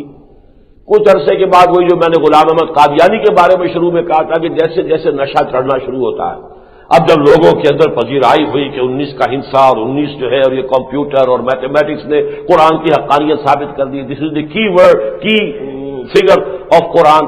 اب جو نشہ چڑھنا شروع ہوا، اس نے دعویٰ کیا کہ سورہ توبہ کی آخری 2 آیتیں قرآن کی نہیں ہیں، الحاقی ہیں، اس لیے کہ وہ 19 کے عدد میں فٹ نہیں بیٹھ رہی. لہذا 19 کا عدد اپنی جگہ رہے گا، جو اس میں فٹ نہیں بیٹھے گا وہ کاٹ دیا جائے گا. اس کے بعد نشہ اور چڑھا، اس نے نبوت کا دعویٰ کیا، پھر کسی مسلمان نے اس کو قتل کر دیا. آپ میں سے اکثر کے لوگوں کو یہ معلوم بھی نہیں ہوگا کہ اس نے نبوت کا دعویٰ کیا، وہ قتل بھی کیا جائے، وہ کیفر کردار کو پہنچ بھی چکا ہے. تو اس حوالے سے سمجھ لیجیے کہ یہ 30 کا عدد بڑا نہیں ہے. نہ معلوم اور کس کس علاقے میں اس قسم کے لوگ پیدا ہوئے ہوں جنہوں نے اتنی اہمیت اختیار نہ کی ہو کہ تاریخ میں ان کا تذکرہ محفوظ رہے. لیکن ایک بات واضح ہو گئی کہ حضور نے فرمایا، پھر یہ بھی کہ اب بہت سے معاملات میں احادیث کے اندر جو عدد آتا ہے ضروری نہیں کہ وہ عین وہی عدد جو ہے مراد ہو، بلکہ کثرت کے لیے بھی اسی عدد کے لفظ کا جو ہے وہ اظہار ہو جاتا ہے. تو انہ سیکون من امتی کذابون دجالون ثلاثون کلہم یزعم انہ نبی اللہ. یہ نبوت کا دعویٰ کرنے والے دجال 30 یا بہت کثیر تعداد میں ہوں گے. لیکن اب جیسا کہ میں نے عرض کیا، یہ اصل دجالی فتنہ کہتے کسے؟ دجالی فتنہ، عمومی فتنہ دجال کیا ہے؟ خلافت الہی کی بگڑی ہوئی شکل ہے. یہ میں نے جو جمعہ ہم نے ادا کیا تھا مینار پاکستان کے سائے میں، وہاں جو تقریر کی تھی شام کو، جمعے کی شام کو، خلافت کی حقیقت، سورہ بقرہ کے 4تھے رکوع میں یہ بات واضح کی گئی ہے.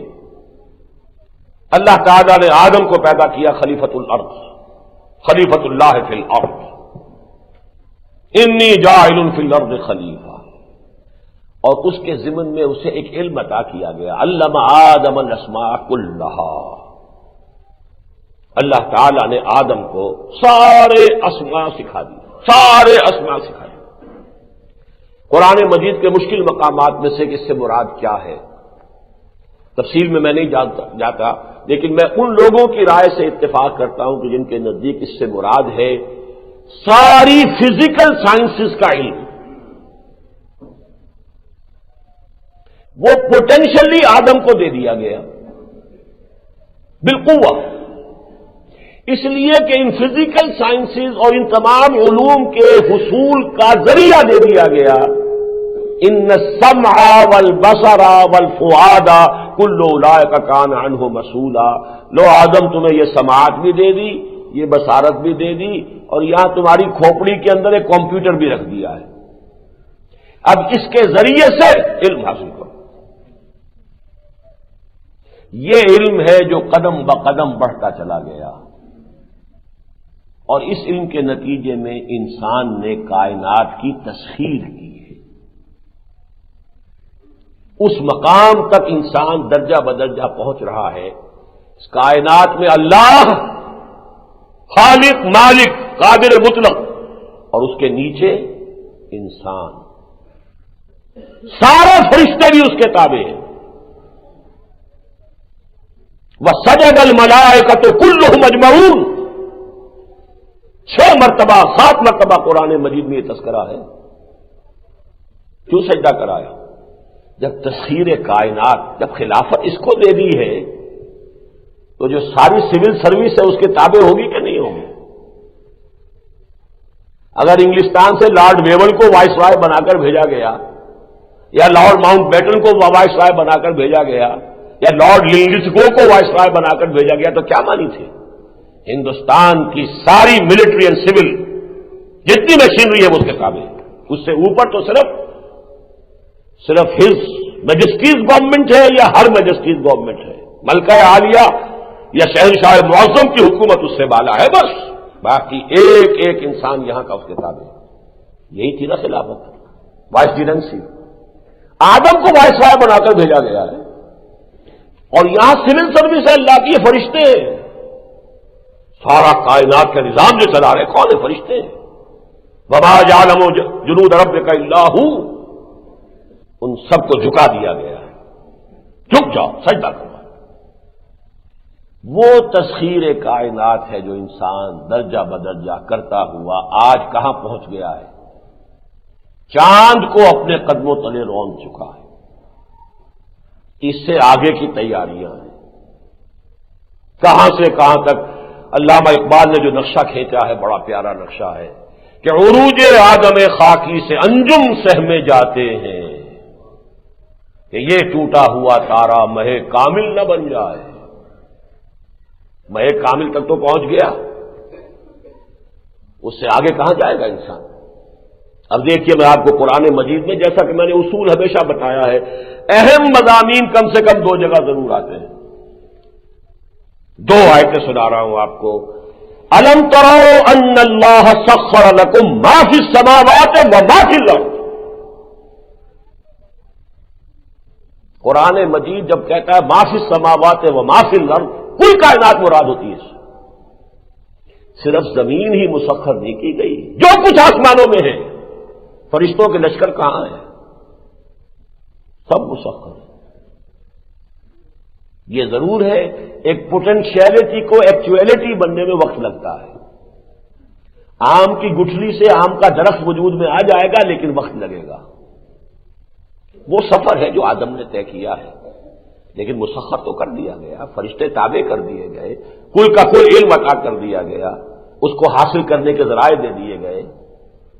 ان السمع والبصر والفؤاد کل اولئک کان عنہ مسئولا.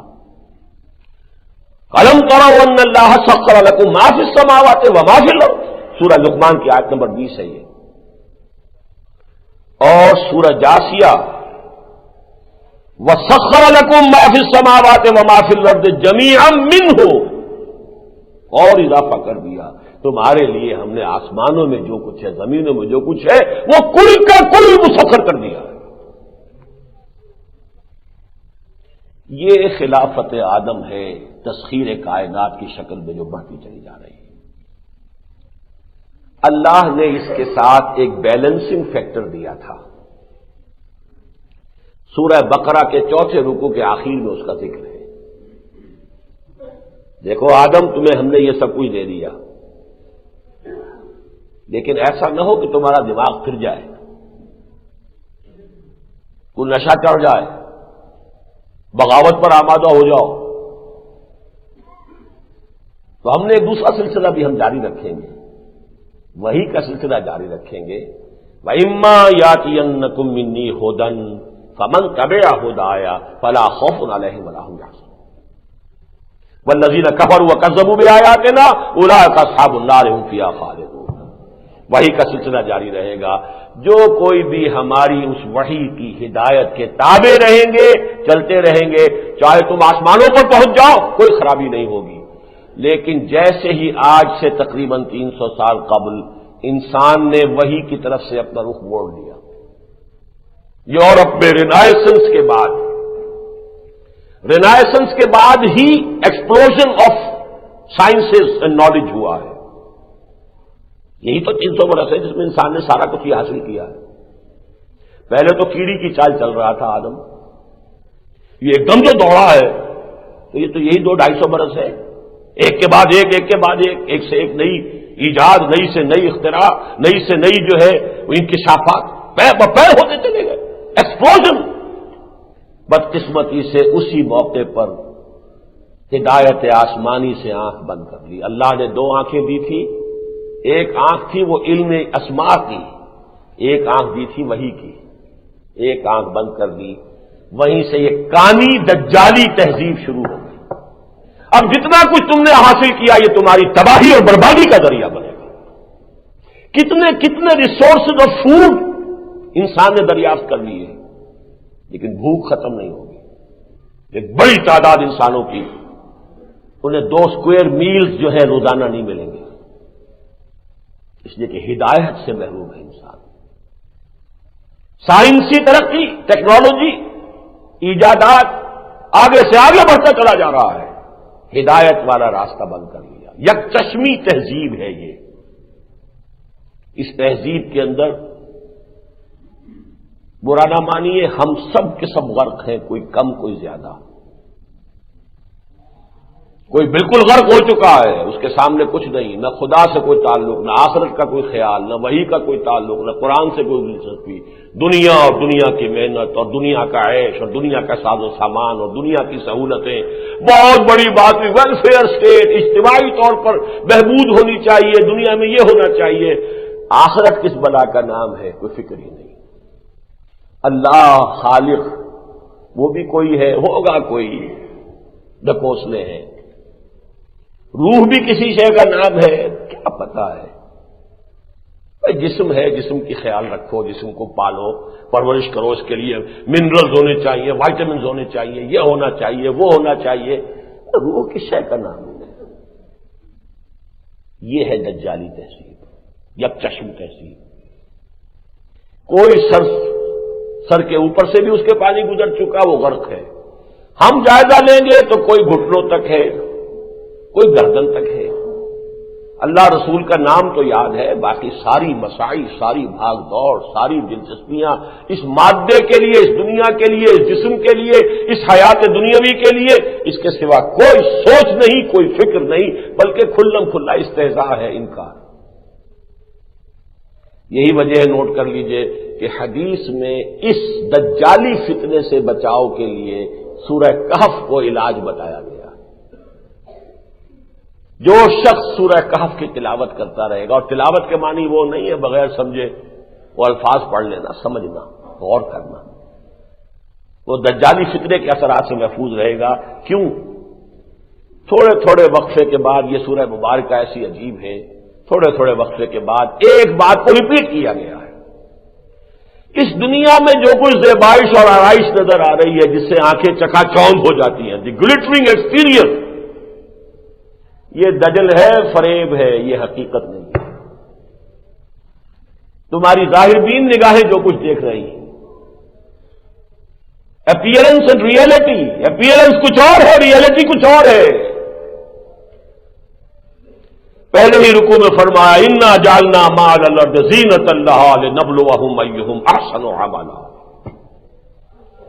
یہ زمین میں جو کچھ ہے ہم نے اسے زینت بنا دیا ہے، زیبائش ہے، آرائش ہے، بڑی چمک دمک ہے، اسکائی اسکریپرز ہے، کیا شان ہے۔ یہ سب زینت ہے تاکہ ہم تمہیں جانچیں کہ تم میں سے کون ہے اچھے عمل کرنے والا۔ وَإِنَّا لَجَاعِلُونَ مَا عَلَيْهَا صَعِيدًا جُرُزًا۔ ایک وقت آئے گا چٹیل میدان کر دیں گے، سب برابر ہوگا. لا یرون فیہا لا یرا فیہا عوجا ولا امتا، نہ کوئی ٹیلا نظر آئے گا، نہ کوئی اونچائی نہ کوئی نیچائی. بس امتحان کے لیے رخ روشن کے آگے شمع رکھ کر وہ یہ کہتے ہیں ادھر جاتا ہے دیکھیں یا ادھر پروانہ آتا ہے. اللہ نے یہ پردہ ڈال دیا دنیا کا، اس پردے کے باوجود آیا یہ اسی دنیا کے زلف گراگیر کے اسیر ہو کر رہ جاتے ہیں یا ہم سے محبت کرتے ہیں، ہم سے لو لگاتے ہیں. اسی کو آگے فرمایا حضور سے خطاب کر کے وَلَا تَعْدُ عَيْنَاكَ عَنْهُمْ، اے محمد صلی اللہ علیہ وسلم اپنے ان فقیر اور غلام ساتھیوں کی طرف سے نگاہیں نہ پھیریے، یہ کہیں آپ کی عدم توجہی کے شاکی نہ ہو جائیں. وَلَا تَعْدُ عَيْنَاكَ عَنْهُمْ تُرِيدُ زِينَةَ الْحَيَاةِ الدُّنْيَا. اس کی تعبیر کافی مشکل ہے، میں صرف جو تعبیر میں سمجھتا ہوں کہ صحیح ہے وہ بیان کر رہا ہوں. کہیں ایسا نہ ہو کہ لوگ بھی یہ سمجھے کہ محمد کی نگاہ کے اندر بھی یہی چیزیں جو ہیں ان کی قدر و قیمت ہے. یہ بھی دولت مندوں کی طرف ہی رخیے رکھتے ہیں، غریبوں کو نہیں پوچھتے. یہ مغالطہ نہ ہو جائے. وَلَا تَعْدُ عَيْنَاكَ عَنْهُمْ تُرِيدُ زِينَةَ الْحَيَاةِ الدُّنْيَا. اور آگے چلیے المال والبنون زینۃ الحیات الدنیا والباقیات الصالحات خیر عند ربک ثوابا وخیر عملا. یہ اولاد اور یہ مال دولت، یہ مال و دولت دنیا، یہ رشتہ و پیوند ہوتا نے وہم و گما لا الہ الا اللہ، کوئی حقیقت نہیں ہے. باقی رہنے والے تو تمہارے نیک اعمال ہیں اگر ہیں. اور آخر میں جو کچھ کہا ہے اور هل ننبئكم بالاخسرین اعمالا الذین ضل سعیهم فی الحیاۃ الدنیا وهم یحسبون انهم یحسنون صنعا. ہم بتا دیں تمہیں سب سے زیادہ گھاٹے میں کون رہے. بھاگ دوڑ بھی کی، دن رات ایک بھی کیے، مشقتیں بھی جھیلی، پسینے بھی بہائے، لیکن مقصود صرف دنیا رہی تو گھاٹے میں رہ گئے. الذین ضل سعیهم فی الحیاۃ الدنیا، جن کی ساری بھاگ دوڑ سعی و جہد دنیاوی زندگی ہی کے اندر بھٹک کر رہ گئی، اس سے آگے ان کا کوئی ہدف ہی نہیں. وَهُمْ يَحْسَبُونَ أَنَّهُمْ يُحْسِنُونَ صُنْعًا، اور خوش ہو رہے ہیں، بڑے کامیاب ہو گئے، ہم نے ایک مل کے 2 بنا لیے، 2 کے 3 بنا لیے، میں نے اتنی جائیداد بنا لی، میں نے یہ کر لیا، میں اس جگہ پہنچ گیا. یہ سارا خوش ہو رہے ہیں، ہم بڑے اچھا کام کر رہے ہیں، کامیاب ہو رہے ہیں، حالانکہ ان کی تو ساری سعی بھٹک کر رہ گئی. وہ تیر نیم کش جس کا نہ ہو کوئی ہدف. اللہ نے یہ تمہیں صلاحیتیں دی تھی، وقت دیا تھا، آخرت بناؤ، آخرت کماؤ اور اللہ تعالی کو راضی کرو، اللہ کی رضا حاصل کرو. تم نے کہاں لگا دیا اس کو؟ توانائیاں اپنی جوانی کہاں گوائی، کہاں لگائی؟ یہ ہے اصل میں اس عام جو فتنہ ہے، فتنہ دجالی. اور اس موضوع پر میں آپ کو بتا دوں کہ بہترین جو ہے بات سورہ کہف کی، گویا کہ ایک حوالے سے وہ مختصر تفسیر بھی کہہ سکتے ہیں، لیکن وہ التذکیر بسورۃ الکہف، یہ ایک کتاب چھپی ہوئی بھی ہے. یہ مولانا مناظر حسن گیلانی رحمۃ اللہ علیہ اس صدی کے آغاز میں ایک ایسے شخص ہوئے ہندوستان میں، میں ان سے بہت متاثر ہوں. میں سمجھتا ہوں کہ وہ جامع معقول و منقول ہے، اور ساتھ ہی ظاہر و باطن دونوں کے اندر کمال حاصل کیا. 4 ڈائمینشنز بہت کم لوگوں میں پوری ہوتی ہیں. وہ ہے مناظر حسن گیلانی. انہوں نے کبھی لکھے تھے یہ مضامین، یہ چھپے تھے سلسلے وار، الفرقان جو لکھنؤ سے چھپتا تھا پرچہ، لیکن اب یہ کتابی شکل میں شائع شدہ مل جاتے ہیں. میرے پاس جو نسخہ ہے وہ حیدرآباد دکن کا چھپا ہوا ہے، یہ کہ اگر آپ تلاش کریں گے مل جائے گا کہ سورہ کہف کے مضامین کا اس دجالی تہذیب کے ساتھ کیا تعلق ہے.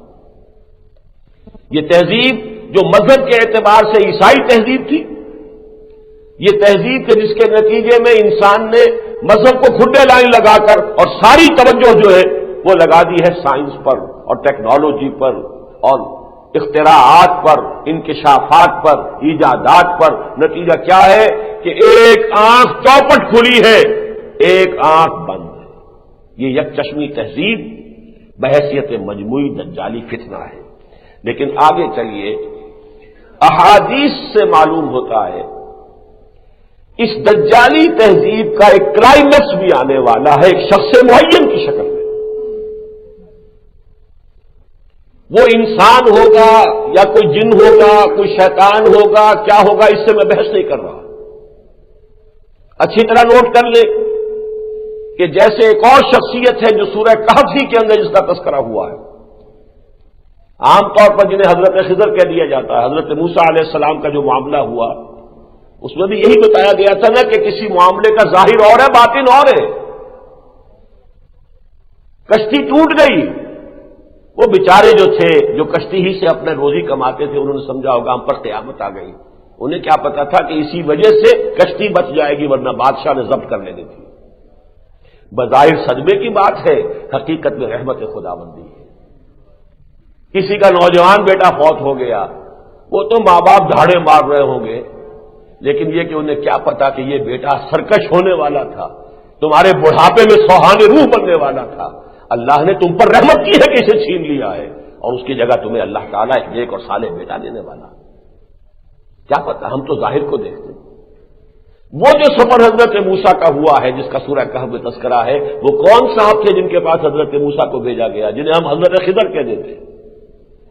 کچھ لوگوں کا خیال ہے کہ وہ کوئی فرشتے ہیں، کچھ لوگوں کا خیال ہے کہ وہ اولیاء اللہ میں سے کسی ولی اللہ کو اللہ تعالیٰ نے لمبی زندگی دے دی ہے. بالکل اسی طرح سمجھیے دجال کا معاملہ ہے، وہ دجال اکبر جو آنے والا ہے، جس میں یہ دجالی تہذیب اپنے کلائمیکس کو پہنچے گی، اور وہ مرحلہ ہوگا جب کہ تمام کائنات کی قوتوں پر اس کا قبضہ ہو جائے گا. وہ کہے گا بارش برسے اور برسے گی، زمین کو حکم دے گا اپنے خزانے نکال دو، زمین نکال کے خزانے باہر پھینک دے گی. مردوں سے کہے گا اٹھو اور وہ اٹھ جائیں گے، زندہ ہو جائیں گے. یہ فتنہ آنے والا ہے، عظیم ترین فتنہ، اہل ایمان کے لیے سخت ترین آزمائش. بہت کم بچ سکیں گے. وہ دجال اکبر جو ہے وہ در حقیقت اس دجالی تہذیب کی کلمینیشن، اس کا کلائمیکس، اس کا نقطہ عروج. اب وہ انسان ہوگا، شیطان ہوگا، جن ہوگا، واللہ عالم. وہ کسی جزیرے میں مقید ہے، جیسے کہ حضرت تمیم داری، یہ ایک عیسائی تھے، ایمان لے آئے، صحابی ہیں رضی اللہ تعالی عنہ. انہوں نے آ کے حضور کو خبر دی کہ ہم کہیں سفر پر تھے، اور سمندری سفر پر تو ہمیں سمندر میں طوفان آیا، 1 مہینے تک لہریں ہمیں ادھر سے ادھر ہمارے ساتھ کھیلتی رہیں. پھر اچانک ایک جزیرے تک ہم پہنچ گئے.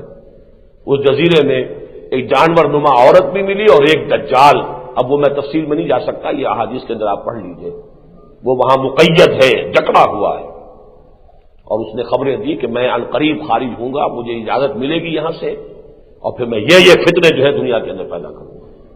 ہو سکتا ہے کہ ایسا ہو، لیکن ایک بات مجھے بتائی ایک عالم دین نے، اور یہ بہت عمدہ بات ہے، کہ ملا علی قاری رحمہ اللہ نے یہ فرمایا ہے کہ یہ بھی عین ممکن ہے کہ یہ عالم مثال کا کوئی کشف ہونے ہوا.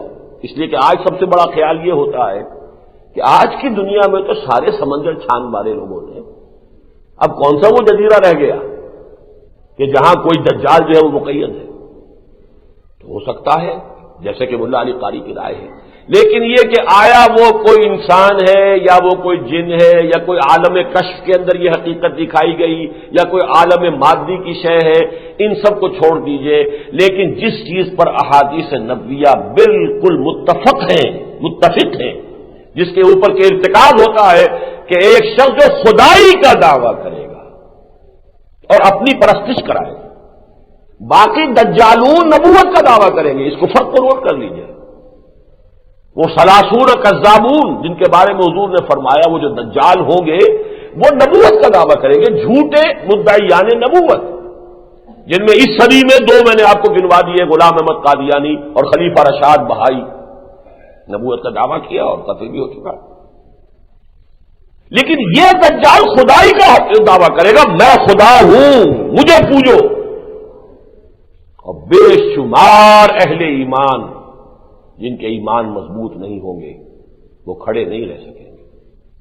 یہاں تک آیا ہے کہ ایک شخص ہے جس کے سارے جانور مر گئے ہیں، کوئی دیہاتی ہے، وہ کہے گا میں تمہارے سارے جانور زندہ کر دوں تو مجھے خدا مانو گے؟ کہ مانوں گا. زندہ کر دے گا اور اس کو مان لے گا، اس کے سامنے سجدے میں گر جائے گا. جسے کہا کہ تمہارے آباء و اجداد کو زندہ کر کے لا کے کھڑا کر دوں تو مانو گے مجھے کہ میں خدا ہوں؟ اس کے بعد کوئی شیاطین کو لائے گا کہ جو اس کے آباء و اجداد کی شکل اختیار کر کے آ جائیں گے اور وہ شخص سجدے میں گر پڑے گا۔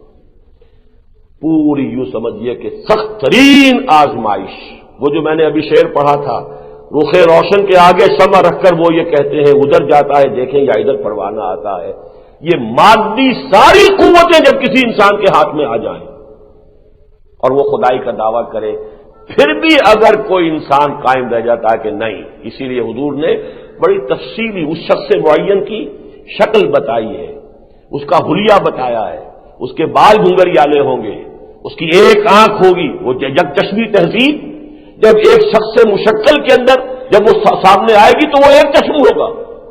یہ سارے معاملات پوری آپ نے تفصیل بتائی ہے کہ اے مسلمانوں، اگر تو میرے زمانے میں اس کا خروج ہو گیا تو میں اس سے نبٹ لوں گا، لیکن اگر میرے بعد وہ آیا تو ظاہر بات ہے کہ پھر تم میں سے ہر ایک کو اس کا سامنا کرنا پڑے گا۔ اور بڑے پیارے الفاظ ہیں، واللہ خلیفتی علی کل مسلم، پھر اللہ جو ہے وہی نگہبان ہوگا کہ وہ میرا خلیفہ ہوگا ہر مسلمان کے لیے۔ تو یہ جو ہے دجال اکبر در حقیقت، اس کے بارے میں اچھی طرح سمجھ لیجئے کہ اس کے بارے میں کہ ایک انسان مشکل مشخص وہ انسان ہے یا جن ہے انسانوں کی شکل میں، وہ پہلے سے پیدا شدہ ہے یا بعد میں پیدا ہوگا، جیسے حضرت خضر کی شخصیت ہے جس کے بارے میں کوئی یقین کے ساتھ نہیں کہا جا سکتا کہ وہ فرشتے ہیں یا یہ کہ وہ کوئی انسان ہے، اسی طریقے سے اس کے بارے میں یہ کہنا کہ وہ جن ہے یا انسان ہے یہ مشکل ہے، لیکن یہ کہ یہ عظیم فتنہ دجال اکبر کا ہو کر رہنا ہے۔ ایک اور مسیح کی خبر ہے اور وہ ہے کہ جس کی طرف دنیا کے حالات بڑی تیزی کے ساتھ، بہت تیزی کے ساتھ آگے بڑھ رہے ہیں، اور اس کے بارے میں نے اس سے پہلے بھی کچھ نہ کچھ بتایا ہے، آج ذرا اور واقعات کے حوالے سے آپ کو سمجھا دینا چاہتا ہوں۔ عیسائیوں کی روایات، تورات اور انجیل اور احادیث اور قرآن مجید کے اشارات متفق ہے اس چیز پر کہ ایک شخص جھوٹے مسیح کا دعویٰ لے کر سامنے آئے گا۔ مسیح بھی تو اللہ کے نبی تھے نا۔ ایک یہودی اٹھے گا اب وہ دعویٰ کرے گا میں مسیح ہوں۔ میں آپ کے سامنے کئی مرتبہ یہ بات بیان کر چکا ہوں، میری کتاب چھپی ہوئی ہے، اب اس میں یہ بحث موجود ہے، سابقہ اور موجودہ مسلمان امتوں کا ماضی حال اور مستقبل، کہ یہود کو لیے بہت سے انبیاء نے پیشین گوئی کی تھی کہ ایک مسیح آئیں گے اور وہ مسیح تمہیں نجات دلائیں گے۔ وہ مسیح آئے علیہ الصلوۃ والسلام، عیسیٰ ابن مریم۔ یہودیوں نے ان کو نہیں مانا، انہیں جادوگر قرار دیا، کافر قرار دیا، مرتد قرار دیا، واجب القتل قرار دیا اور اپنے بش پڑ کے سولی پر چڑھا دیا۔ یہ بات دوسری ہے کہ اللہ نے انہیں زندہ اٹھا لیا، لیکن نتیجہ کیا نکلا کہ ابھی ان کے ہاں ایک جگہ خالی ہے۔ وہ پروفیسیز جو تھیں، جیسے نبی میں نے کہا نبا سے بنا ہے، پروفٹ سے پروفیسی بنا ہے۔ پروفٹ کا کام ہے پروفیسی ہے، بنیادی طور پر خبریں دینا۔ وہ پروفیسیز جو ہے وہ ابھی تک موجود ہے، دی سچویشن از ویکنٹ۔ اور یہ میں آپ کو بتا چکا ہوں بہت تفصیل سے، یہود کی باسی کڑھی میں تقریباً 100 سال پہلے اباگ آیا۔ 2000 سال سے وہ ڈسپرس تھے دنیا کے اندر، ڈایاسپورا جسے کہتے ہیں۔ سن 70 عیسوی میں یروشلم برباد کیا ہے ٹائٹس رومی نے، اور ان کے ٹیمپل کو، ہیکل سلیمانی جو دوسری مرتبہ تعمیر کیا گیا تھا، اس کو مسمار کر دیا، صرف ایک دیوار ویلنگ وال باقی ہے، کچھ نہیں۔ وہاں یہ جاتے ہیں اور روتے ہیں، سر پٹکتے ہیں اپنا۔ لیکن جیسا کہ میں نے شروع میں بھی بتایا تھا، 1897 میں کچھ یہودی جمع ہوئے، ایلڈرز آف دی زائن، کہ بھائی اس طرح بیٹھے رہنے سے کام نہیں بنے، کچھ ہاتھ پاؤں چلانے چاہیے۔ وہ مسیحا جب آئے گا آ جائے گا، دیکھا جائے گا۔ تھے بھی سیکولر مائنڈڈ لوگ تھے یہ، شاید مسیحا میں پورے طور پہ بلیو بھی نہ کرتے ہو، خالص سیکولر، سود خور اور بینکرز کا ایک طائفہ تھا یہ جو زائنسٹ، جو ایلڈرز تھے۔ انہی میں سے ایک یہ ہے جو ہمارے عمران خان کا خسر بن گیا ہے، وہی گولڈ سمتھ، بہت پرانا یہودی سود خور خاندان، دی روتھشائلڈز۔ ایک ایک ان میں سے ایک ایک چیک 40-40 بلین ڈالر کا لکھ سکتا ہے، اتنی دولت ہے ان کے پاس، پوری دنیا کا کنٹرول ہے۔ IMF ہو یا ورلڈ بینک ہو، ان کے ہاتھوں کے اندر ناچنے والی کٹھ پتلیاں ہیں، اس کے سوا کچھ نہیں۔ امریکی گورنمنٹ ان کے ہاتھوں میں ہے، اس لیے کہ سب سے بڑی مقروض حکومت جو ہے یونائٹڈ اسٹیٹس آف امریکہ کی ہے۔ امریکہ میں کرنسی کا ایشو اور کنٹرول ان کے ہاتھ میں ہے، گورنمنٹ آف امریکہ کے ہاتھ میں نہیں ہے۔ یہ میں آپ کو بتا چکا ہوں اپنی 13 اکتوبر کی تقریر کے اندر ساری تفاصیل۔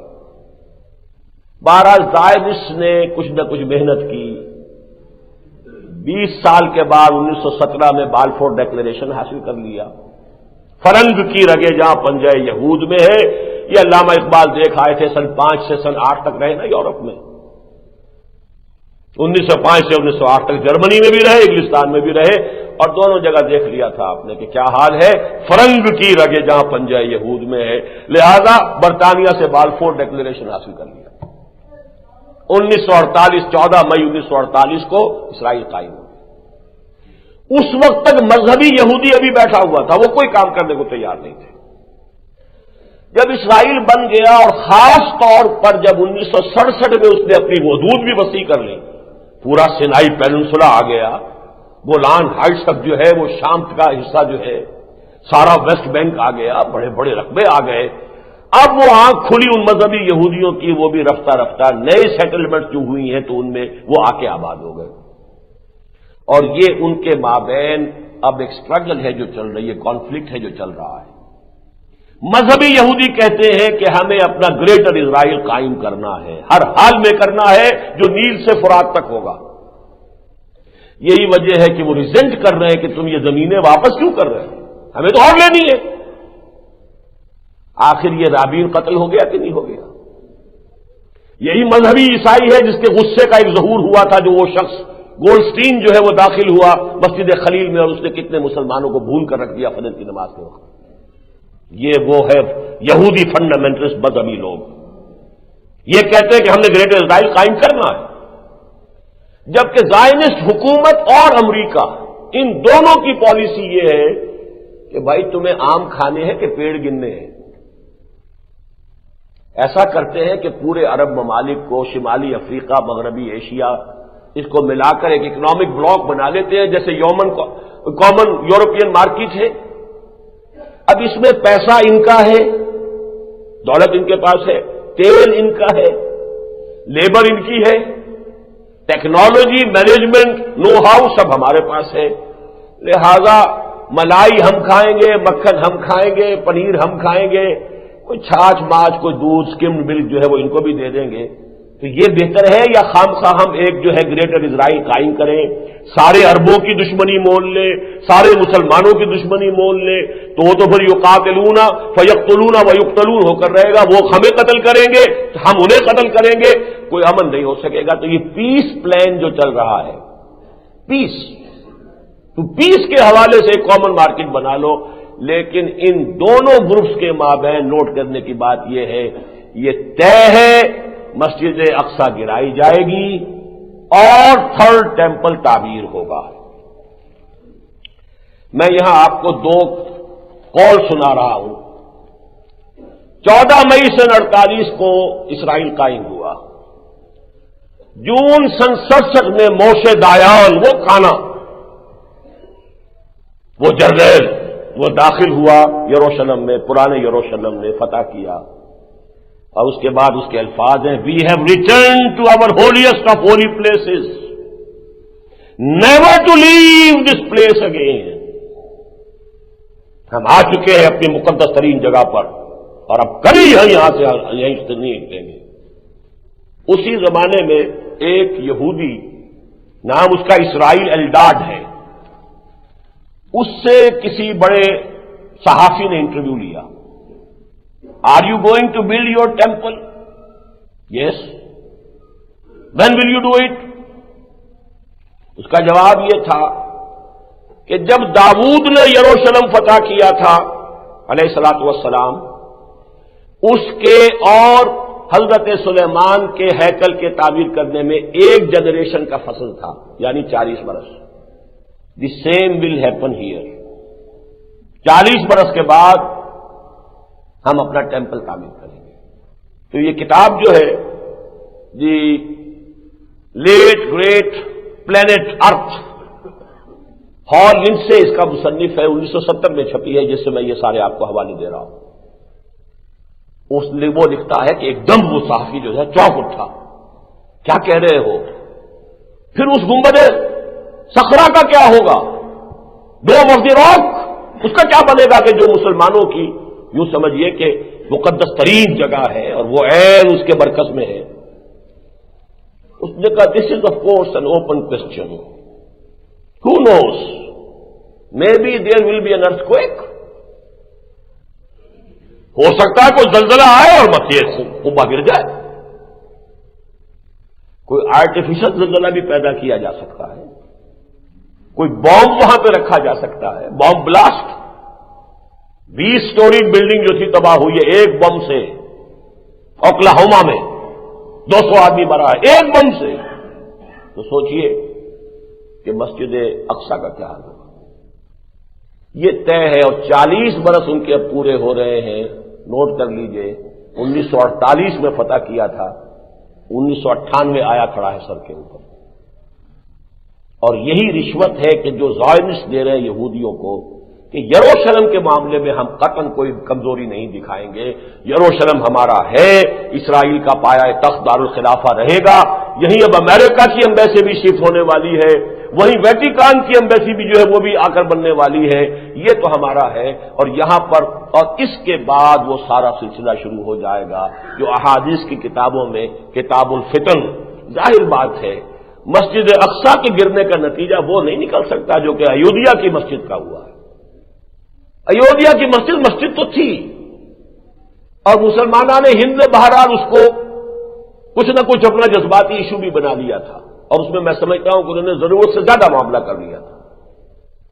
غیر آباد پڑی تھی بہت عرصے سے، اس کی کوئی حیثیت نہیں تھی. پھر یہ کہ وہ کوئی ہمارے مقدس ترین مقامات میں سے نہیں تھی، بہرحال ایک مسجد تھی. مسجد اقصی تو ہمارا قبلہ ہے. اس حوالے سے نوٹ کر لیجیے. اس پر جو طوفان اٹھے گا وہی ہے کہ جس سے اصل میں وہ بھٹی گرم ہوگی، جس کا کچھ آثار اب آپ نے دیکھ لیے. سعودی عرب میں بھی بم بلاسٹ شروع ہو چکے ہیں اور این امریکن بیس پر، اور 4 امریکی مرے ہیں. کیا قیامت وہ سعودی عرب کے اندر برپا کریں گے؟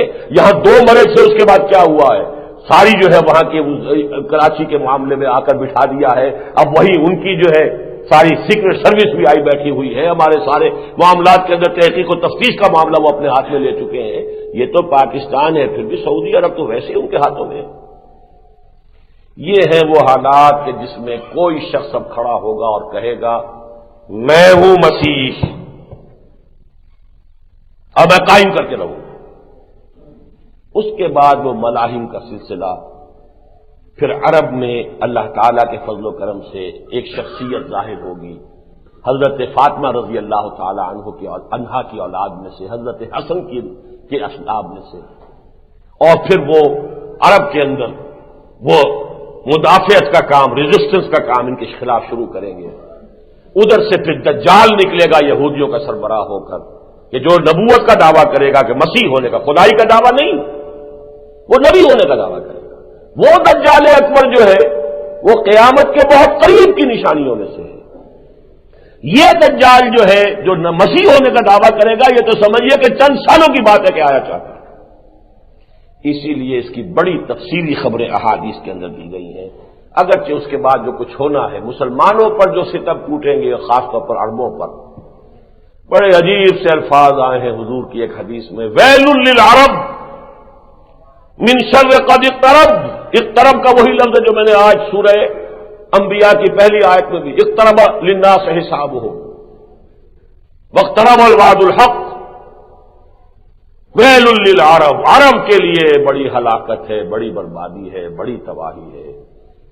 من شر قد اقترب، اس شر سے کہ جو قریب آ چکا ہے. تو قیامت قریب آ چکی ہے اور قیامت سے پہلے یہ آنا ہے.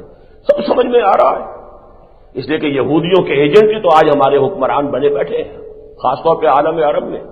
سب امریکہ کے ایجنٹ، اس کی کٹ پتلیاں.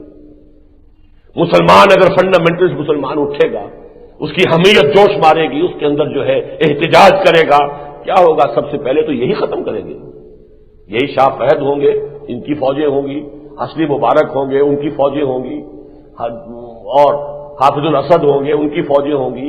اب اس لسٹ میں اضافہ اور ہو گیا ہے کہ آپ کے یاسر عرفات ہوں گے، ان کی فوجیں ہوں گی۔ یاسر عرفات صاحب جو ہے فلسطین سے بھاگ گئے، اس لیے کہ اندیشہ ہے، انہیں کہہ دیا گیا کہ اب جو فلسطینی لیڈر جو ہیں یہ پی ایل او کے یہ ایک جگہ جمع نہ ہو، اس لیے کہ خطرہ ہے۔ جیسے وہاں ادھر یہودی جو ہے فنڈامنٹلسٹ وہ جاگ چکا ہے، تو ظاہر بات ہے مسلمان فنڈامنٹلسٹ تو پہلے سے ایکٹیو ہے، حماس بھی ہے، حرکت الجہاد بھی ہے، جن کے بہت بڑے لیڈر شقاقی جو ہیں وہ ابھی حال ہی میں شہید ہوئے ہیں۔ بہرحال اس کا جو بھی آنا ہے مسلمانوں پر عذاب، وہ تو آنا ہے، بالخصوص عرب پر، ویل للعرب من شر قد اقترب۔